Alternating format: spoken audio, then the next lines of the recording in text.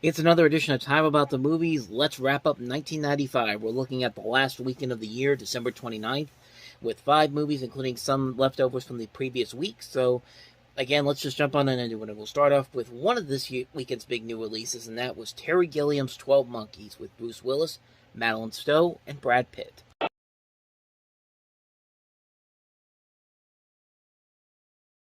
Often, this movie is considered one of Terry Gilliam's best movies, and can't argue with that. I mean, it's a great sci-fi film.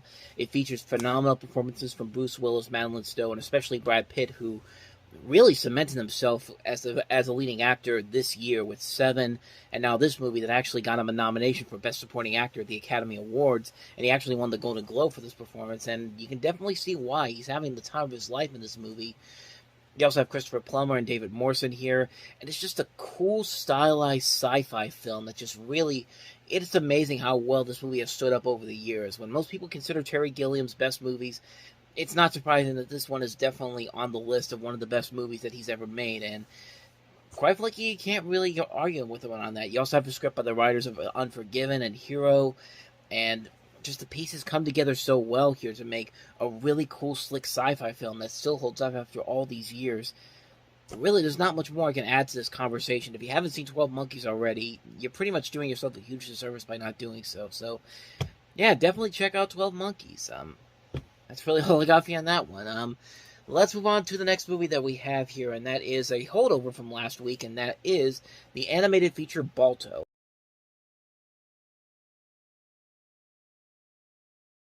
So a couple things to note with Balto. This was the final animated feature Amblin Entertainment produced before Steven Spielberg eventually teamed up with Jeffrey Katzenberg to form DreamWorks Animation. Basically DreamWorks in general, but then came DreamWorks Animation. But I gotta say, they went on a pretty good high note with this film. I think what hurt the movie in terms of the box office was the fact that it was coming right off the heels of Toy Story, this movie that really had changed the animation game forever. Like, CG animation was not the big deal that it is nowadays, but it really opened the door, and mostly because of that, I think it's why that movie didn't hold up well financially, but it has gone on to have a huge following cult-wise on video and home entertainment overall, and I think it holds up a lot better than I think people give it credit for. I mean, the animation in this movie just looks so incredible. This is probably the best one of the 3 animation films they did in the 90s that has the best animation. Like, it's slick, it's very stylish for the time, it looks beautiful on so many levels. I think the voice actors overall do a very good job here. It's interesting how Kevin Bacon plays Balto very well here, but for some reason, in like the second half of the movie, like towards the climax, like starting from the third act of the movie to the end of the film, they kind of cut his dialogue off for some reason. I don't know why. It just felt kind of weird that they did that. Like, you'll still hear him every once in a while, but it's so weird that they did that. But for the little bit that for the bit that you do hear his voice, he does play it pretty well. I think everybody here does a pretty good job with it. Bob Hoskins, Phil Collins, Bridget Fonda, Jim Cummings. Yeah, the story's a little bit generic, but it works for what it's trying to do. The music is nicely done. You got James Horner doing the music again. You can never go wrong with him. The live-action bridges in the opening and the closing actually do kind of work in this case. It does bridge the story together very nicely. Like, it really fits the ebb and the flow in the movie. I don't think this movie doesn't get the attention that it properly deserves. And it's actually a lot better than I think a lot of people give it credit for. Unlike Five Goes West and We're Back, this is probably the most concrete, solid animated feature they've ever done, that the studio did. And it's a good thing that a lot of these people went on to go to DreamWorks Animation because they only grew as filmmakers, and you can see why Balto was one of the reasons why those people still have jobs today. So with that said, that's Balto. Let's move on to the next movie, and that is Mel Brooks' Dracula, Dead and Loving It.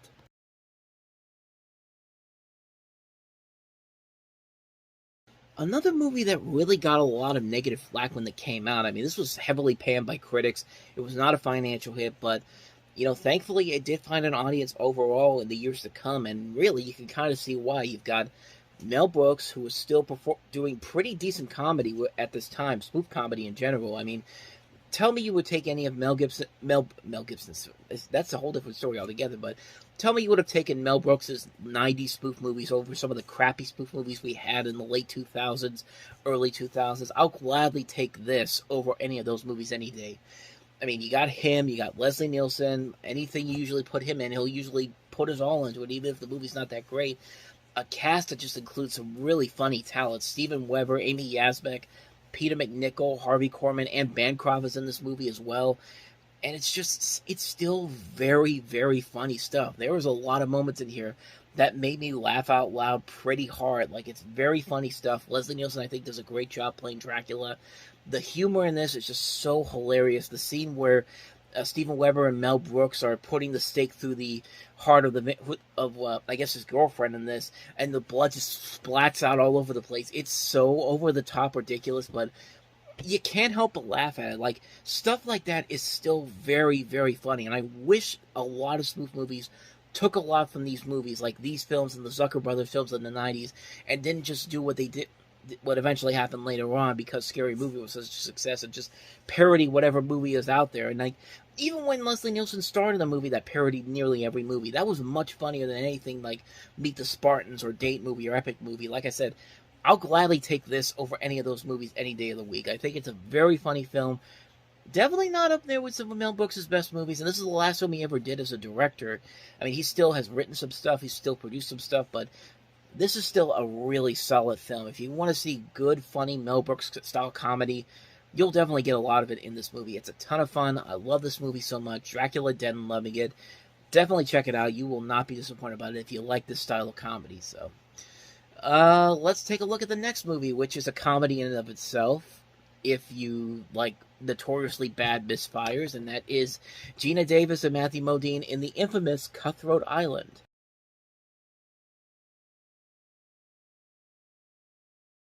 So let's start with some of the obvious production problems before we actually get to the movie.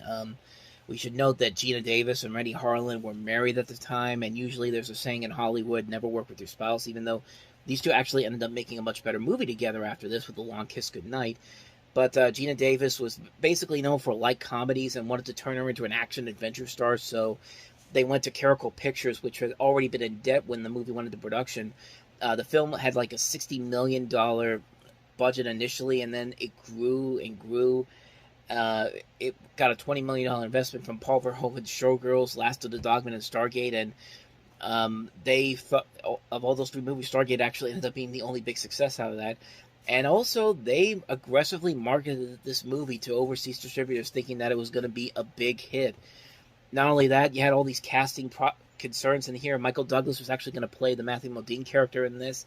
He quit on the film, so he had to find another person to take over. They went to nearly everybody: Tom Cruise, Keanu Reeves, Russell Crowe, Liam Neeson, Jeff Bridges, pretty much anybody back then who was a named star. But they went with Matthew Modine, which, a decent actor, but I don't know. I don't think he's really established himself as a leading actor. He's been a great character actor over the years, though. Oliver Reed was fired from the film because he got into a bar fight and attempted to expose himself to Gina Davis.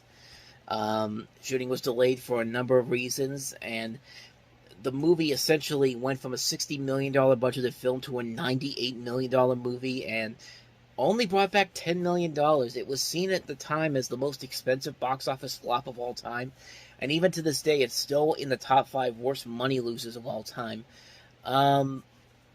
That being said, though, is the movie really as bad as they make it out to be? Yes and no. I will say this: I don't think it's as bad as I thought it was going to be. I was just expecting a straight-up bad movie. I think there's a good idea in here, but just the execution, the writing, the fact that you can tell that these people did not have real chemistry with each other really hurt it. Like, it's clear right from the get-go that Gina Davis and Matthew Modine do not have chemistry together, and you need your two leading actors to have chemistry like this, especially in a movie like this. Michael Douglas and Kathleen Turner, their chemistry has worked so well in 3 different movies, because even in something like in an action film kind of similar to this, but with Romancing the Stone and The Jewel of the Nile, and even in something like The War of the Roses, which was a different kind of action film for a number of reasons. If you haven't seen War of the Roses, you probably need to see that movie to really get it. But my point is, it was clear that these two were not going to work together as a couple of people that you need chemistry for. Most importantly, you just had Waterworld, another movie that takes place in the water.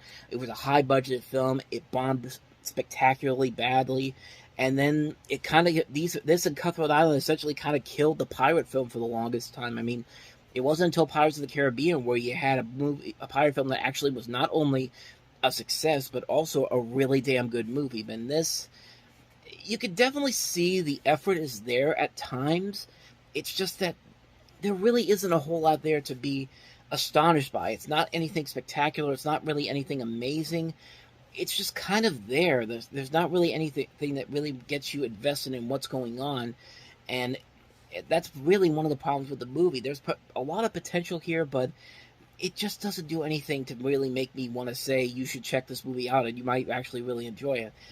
I watched it once. It's not as bad as I thought it was going to be, but at the same time, it doesn't really do anything to make it stand on its own. It's a film that's just really mostly a forgettable movie, and you can see why it failed miserably. And it definitely could have been a whole lot better had they actually taken some time to actually put this movie together.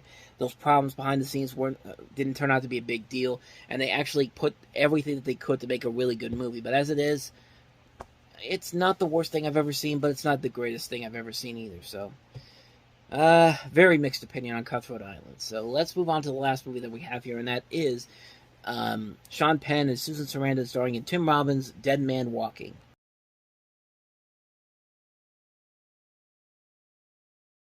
Another very underrated movie coming from this time period. I mean, Tim Robbins, this was his second film he directed after Bob Roberts, which was a fantastic film. This is just as good, I think. It shows his range as a filmmaker. He can make something that's very funny and comedic and something like Bob Roberts, but he can do something very serious and something like this with Dead Man Walking. He's getting great performances out of Sean Penn, as well as Susan Sarandon, who actually won an Academy Award for Best Actress for this performance. And it's a very compelling film. It's a great character study of this guy, and the fact that he has this relationship with this, Sister Helen Prejean, played by Susan Sarandon, and he's a prisoner on death row, and she visits him as a spiritual advisor, and they eventually form a chemistry together. And this is where your chemistry has to work really well, and it works very well here. Tim Robbins does a great job with the direction on this. It's a great cast overall. Robert Prosky, Raymond J. Barry, Arlie Army, Margot Martindale, Clancy Brown, Jack Black has an appearance in this, so does Peter Skarsgård. A really good movie, a really well-made film. It's a really spectacular film. I can't recommend it enough. Dead Man Walking, definitely check it out. So that's going to wrap up this edition of Time About the Movies. Now, because I had to go to the January 5th, 1996 page to find the movies that came out the previous 2 weeks, there are no new releases coming out this particular weekend. So next time we meet, it will be the 1995 Leftovers episode, and we'll take a look at some movies some notable films that maybe you've probably never heard of, but they were other films that came out this year that deserve a little bit of a mention here. We have Mr. Payback, which was the first interactive short of the film. We have Little Odessa, Country Life, Double Happiness, The Run of the Country, The Horseman on the Roof, Reckless, Four Rooms, Richard III, and Restoration. So we'll take a look at those movies. I have here about 10 movies to look at, so we'll get through most of them pretty quickly. I haven't seen most of these movies, but we can just run through them to talk about some of the other films that 95 had to offer. But that will be the subject of this next episode, which will come out on Monday, because I'll be doing Still CityCon this weekend, so you won't have any new episodes here. I basically finished what I wanted to do here, is get 1995 done before the Still CityCon, so that's going to be something we'll take a look. We'll start looking at those on Monday, but if you're going to come out to the Steel City Con, definitely come by our table and see if you want to get something from us. But with that said, though, thank you very much for watching this show. However, if you want to see more videos like this, please hit the place on the next page, check out the previous episode, and I'll see you guys next time for another episode. So thank you for watching. I'll see you next time, and until then, as always, take care.